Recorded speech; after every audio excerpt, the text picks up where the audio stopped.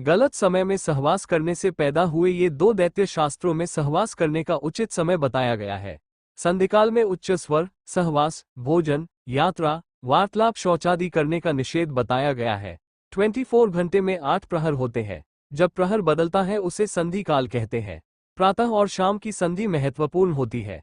इसके अलावा महत्वपूर्ण तिथि, वार और नक्षत्र में भी उक्त कार्य नहीं करना चाहिए, अन्यथा अनिष्ट ही होता है। एस्टेरिस्क एक बार दक्ष पुत्री दिति ने कामातुर होकर अपने पति मरीचिनंदन कश्यप जी से प्रणय निवेदन किया। उस वक्त कश्यप ऋषि संध्यावंदन की तैयारी कर रहे थे। शाम के इस वक्त को संध्या काल कहते हैं।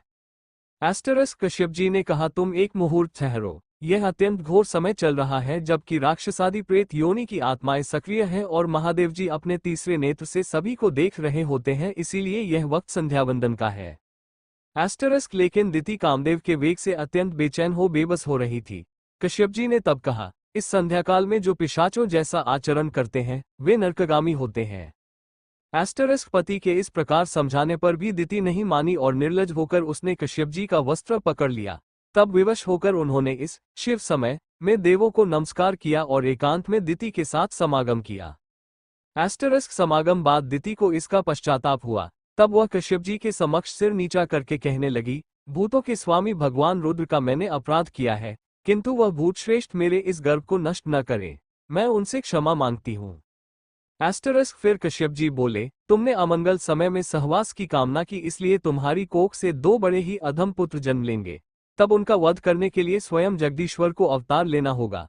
4 पौत्रों में से एक भगवान हरि का प्रसिद्ध भक्त होगा। 3 दैत्य होंगे।